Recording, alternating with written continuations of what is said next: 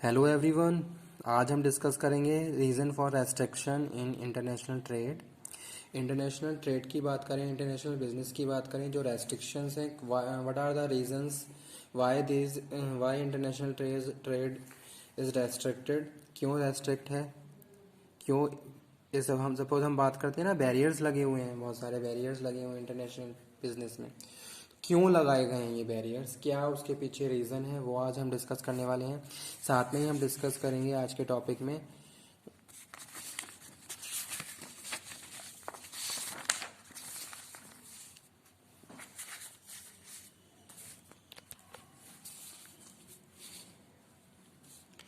International competitive advantage और sources of competitive advantage, ये discuss करेंगे। ठीक है, पहला टॉपिक था जो हम डिस्कस करने वाले हैं, reasons for restriction in international trade, और सेकंड हम बात कर रहे हैं इंटरनेशनल कॉम्पिटिटिव एडवांटेज के बारे में और सोर्सेज ऑफ कॉम्पिटिटिव एडवांटेज के बारे में। Let's start the topic reason for restriction in international trade. First one is to acquire self sufficiency.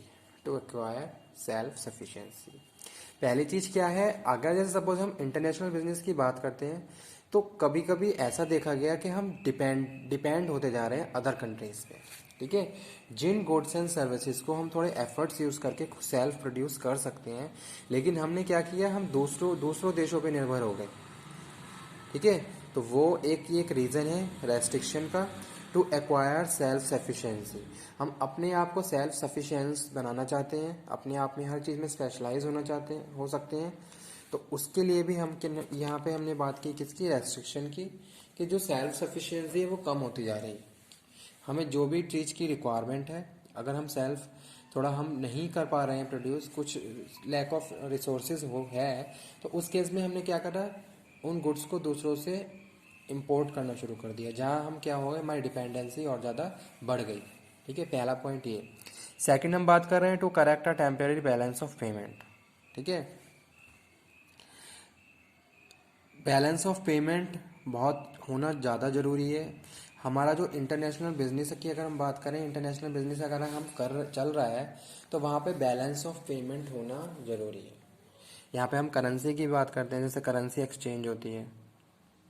ठीक है, टैक्सेस की भी बात करते हैं, तो वो सारी चीज़ें प्रॉब्लम्स क्रिएट करती हैं कभी कभी, जब कभी करेंसी की वैल्यू अप और डाउन होती है मार्केट में, मार्केट का जो सिनेरियो है वो एनवायरनमेंट चेंज हो जाता है।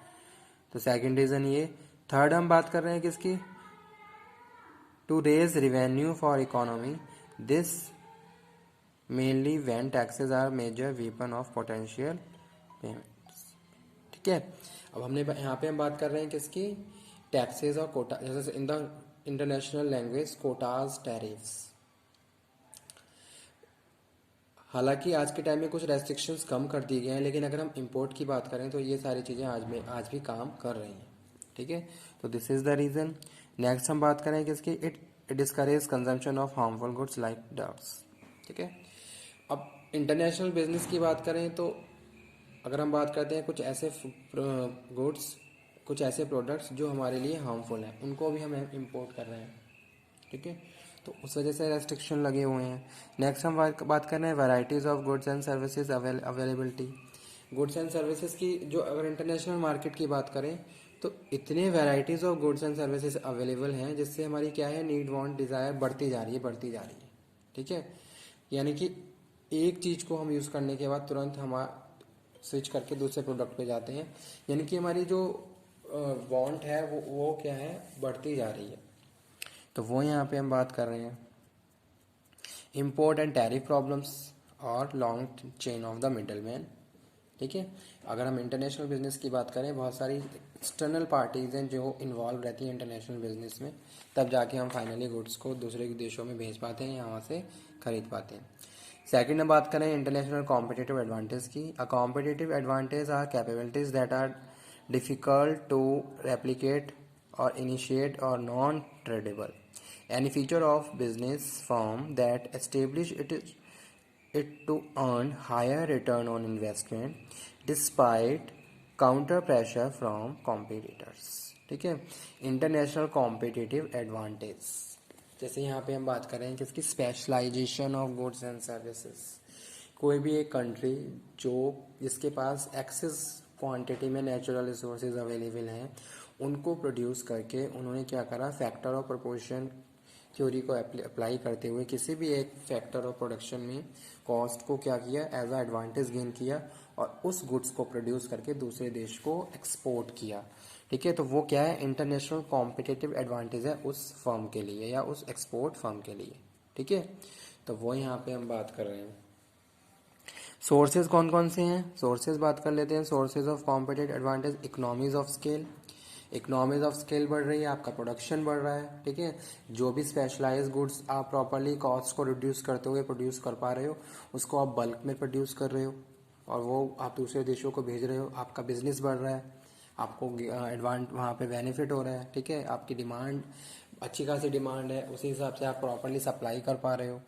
सेकंड है कन्वेंशनल कॉम्परेटिव एडवांटेज। ठीक है, तो वो यहाँ पे हम बात करें कॉम्परेटिव एडवांटेज की।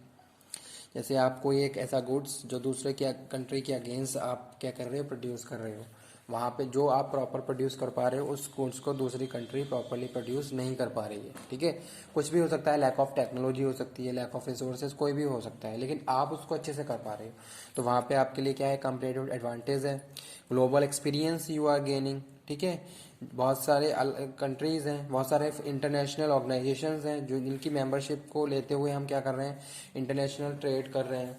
तो वो यहाँ पे हम बात करें ग्लोबल एक्सपीरियंस हम गेन कर रहे हैं। बहुत सारे ऐसे फैक्टर्स हैं जो हमें इन्फ्लुएंस करते हैं, जिनको हम प्रॉपरली अवेयर करते हुए उनको फॉलो करते हैं। प्रोडक्ट डिफ्रेंशिएशन, जैसे कंपटीशन की बात करें, प्रोडक्ट डिफ्रेंशिएशन है। टेक्नोलॉजी इनोवेशन हो रहा है। ठीक है, जैसे टेक्नोलॉजी फॉर्मेशन है, टेक्नोलॉजी ट्रांसफॉर्मेशन है, तो वो यहाँ पे हम बात कर रहे हैं, है किसकी वजह से, इंटरनेशनल कॉम्पिटिटिव एनवायरनमेंट की वजह से। ठीक है, तो वो हमने डिस्कस किया, सोर्सेज ऑफ कॉम्पिटिटिव एडवांटेज और इंटरनेशनल कॉम्पिटिटिव एडवांटेज। और उससे पहले हमने डिस्कस किया क्या, reasons for restriction in international trade. ठीक है, तो ये छोटे छोटे सब टॉपिक्स हैं जो एग्जाम में कभी कभी आ जाते हैं। जैसे क्या है, कंपैरेटिव एडवांटेज के बारे में आ गया, या फिर फैक्टर ऑफ प्रोपोर्शन के बारे में आ गया, या फिर रेस्ट्रिक्शन के बारे में आ गया कि Y international trade is restricted in the countries, क्यों लगाया गया। इसकी हिस्ट्री के बारे में कभी कभी पूछ लेते हैं कि इसकी क्या हिस्ट्री है। तो इस तरीके से आप क्या है, ये सब टॉपिक एग्जाम में आप डिस्कस कर सकते हो, जो एग्जाम के पॉइंट ऑफ व्यू से इंपॉर्टेंट टॉपिक्स मैं डिस्कस कर रहा हूँ आप लोगों के साथ। ठीक है, okay, it is all about today's subtopics.